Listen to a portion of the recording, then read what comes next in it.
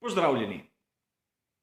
Pred nami je že velika nagrada Mehike in kot običajno tudi tokrat v uvodnem prispevku si bomo ogledali vse tiste zanimivosti, še preden se bodo aktivnosti na sami progi začele.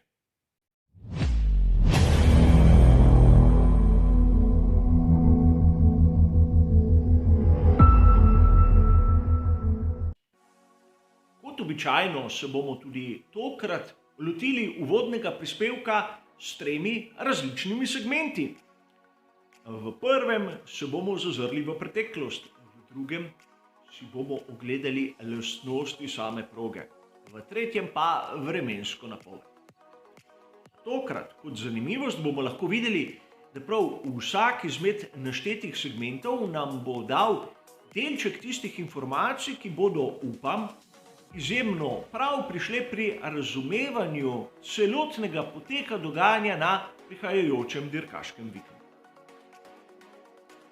Začnimo s tistim našim običajnim vračanjem v preteklost, kjer se bomo vrnili k dirki, ki je bila v preteklih tednih mnogokrat omenjena. Če se spomnite, na veliki nagradi Turčije so imeli pri Red Bullu drugačno barvno shemo. Namreč pokloniti so se hoteli Hondi v tem uradno zadnjem letu skupnega delovanja in ker ni bilo na koledarju velike nagrade Japonske, so to storili na veliki nagradi Turčije, ki je bila praktično v istem terminu. In kolikor se spomnite, so takrat skušali posnemati barvno shemo, ki so jo imeli pri Hondi leta 1965. A kot bomo videli, so pri Red Bullu zamudili enkratno priložnost za promocijo. Namreč na veliki nagradi Mehike leta 1965 je zmagal Richie Ginter s tovarniško Hondo RA 272. In dobro vam je znano, da imamo samo v lasti maketo njegovega bolida. In ukolikor ni bilo možno praznovati skupnega sodelovanja s Hondo na veliki nagradi Japonske, zakaj se pri Red Bullu niso odločili za veliko nagrado Mehike, tisto dirko, kjer je Honda dosegla prvo zmago. In tu bi lahko izkoristili še dodaten promocijski potencial. Namreč Richie Ginter na tisti dirki je imel številko 11. Številko 11 ima Sergio Perez, njihov voznik. Kam lepše, da bi to na Mehiki obeležili s tisto posebno barvno shemo. A vem, sam sem precej nostalgičen in gledam tudi na take malenkosti. Prav tiste velike nagrade Mehike se bomo spomnili danes, kjer bomo skušali razumeti, zakaj je sploh Honda zmagala isto tako zanimivo dirko. Najprej, proga bratov Rodriguez je na izjemno visoki nadmorski višini, 1238 metrov. To pomeni, da je zrak izjemno redek. Ukolikor kalkulatorji držijo in ukolikor predpostavljamo, da pri morju imamo tlak enega bara, imamo na 2238 metrih ob enaki temperaturi ter nespremenjenih ostalih spremenljivkah tlak približno 0,77 bara. Torej, približno zaokroženo samo 3/4 tistega, kar bi imeli na primer v Monaku, kar se bo pojavljalo kot primerjava tudi v nadaljevanju. In ukolikor imamo nižji tlak, pomeni, da v kubičnem metru zraka imamo manj atomov kisika, kar pomeni, da lahko porabimo bistveno manj goriva, kajti potrebno je imeti iskro, gorivo in kisik, ukolikor hočemo imeti gorenje. Pri atmosferskih motorjih to pomeni manj moči. A tu bomo videli, kako so pri Hondi izkoristili eno iz njihovih tehničnih lastnosti. Namreč Richie Ginter na svoji Hondi RA 272 je imel motor V12. Za razliko od ostalih, ki so imeli v svojih bolidih V6, namreč leto 1965 je zadnja sezona, ko so v Formuli 1 imeli 1500 kubične atmosferske motorje. In ker je bila zadnja sezona in zadnja dirka, je to pomenilo tudi, da mnoge ekipe, mnogi proizvajalci niso delovali z tisto vnemo pri iskanju boljših rešitev in so nekako tudi pustili Hondi prosto pot.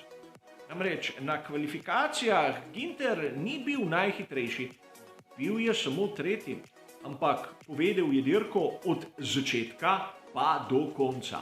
Bil je enostavno prehiter. In to konec koncev je tudi prva zmaga za Goodyear, kar se marsikdaj pozabi.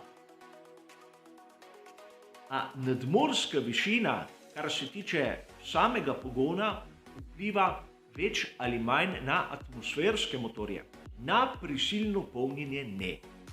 Kajti tu imamo kompresor, ki zrak stisne in nato v komoro potisne pravo količino kisika. To se je videlo že v 70-ih, ko so z Renaultom RS01 Francozi naredili revolucijo. A sedaj, ukolikor si pogledamo malček lastnosti proge, bomo videli nekaj zanimivega. Kombinacije ovinkov same po sebi niso nič kaj takega. Vidimo, da vrednosti ne izstopajo, razen one zadnje. Ampak kako je možno, da na tako nezahtevni progi imajo bolidi potrebo po tako visokem aerodinamičnem oprijemu? Zopet se bomo vrnili na nadmorsko višino in gostoto zraka. Molekule, ki sestavljajo to mešanico plinov, so razporejene bolj poredkoma. In ker je manj molekul, pomeni, da določene aerodinamične površine tudi proizvedejo manj aerodinamičnega oprijema kot na nadmorski višini nič. In tu v Mehiki, čeprav je proga hitrejša, boste lahko zapazili, da ekipe uporabljajo aerodinamične komplete iz Monaka. In sedaj si bomo ogledali malce sezono 2019 in rezultate kvalifikacij, da bomo opazili razliko.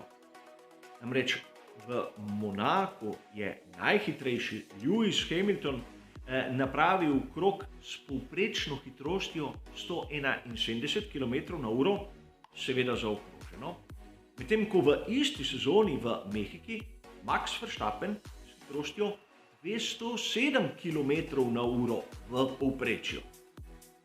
Torej, čeprav je aerodinamična podoba ista, imamo razliko povprečne hitrosti na krog 36 km/h.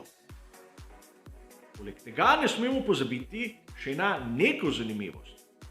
Ker je zrak redkejši, pomeni, da je tudi zračni upor manjši. Torej, na ravnini si lahko ekipe privoščijo višje kote in tako ne znižajo tiste najvišje končne hitrosti. Videli smo standarden izbor pnevmatik, ki nam kaže prav na to, da je oprijem kritičen na tej progi. In sedaj si bomo ogledali, kaj nas čaka v prihajajočem vikendu, kar se tiče vremenske napovedi. Nič presenečenj, ki smo jih videli že na predhodnih dirkah. Tako v petek, kot v soboto, kot v nedeljo, sončno. Morda kak manjši oblaček, ampak nič resnega. Temperatura zraka 28 stopinj. Ampak sedaj se moramo zopet vrniti k nadmorski višini in gostoti zraka. Ker je zrak bolj redek, tudi težje sprejme tisto količino temperature, ki jo sprejme na primer v Monaku na nadmorski višini nič. Zato imajo določene ekipe s tem težave. ampak ker bo temperatura zraka 28 stopinj Celzija, ne bomo videli nobenih večjih težav. Le pozorni bomo na kake reže tam ob loku halo in na zadku samega bolida. Namreč, ker je zrak redkejši, ga je treba čim prej spraviti skozi hladilne reže. Kajti sam zrak lahko akumulira bistveno manj toplote, zato ga je treba hitro zamenjati.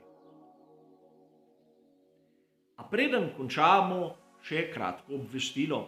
Ker gre za veliko nagrado Mehike in bodo prosti treningi, kvalifikacije ter dirka malce kasneje, bo tudi tokrat spremenjen urnik samih prispevkov. Tudi zaradi komentiranja, kjer bom malce zaseden, predvsem v petek, bo prispevek pred kvalifikacijami objavljen v soboto zjutraj. Dvomim, da v zgodnjih jutranjih urah bi kdo čakal mojo analizo. Podobno se bo zgodilo za tisti naš običajni zadnji briefing, ki bo objavljen v nedeljo zjutraj. In seveda komentar same dirke v ponedeljek zjutraj. Podobno kot je bilo na veliki nagradi Združenih držav. Kar se tiče našega uvodnega prispevka, bo to vse. Hvala za vašo pozornost in seveda nasvidenje.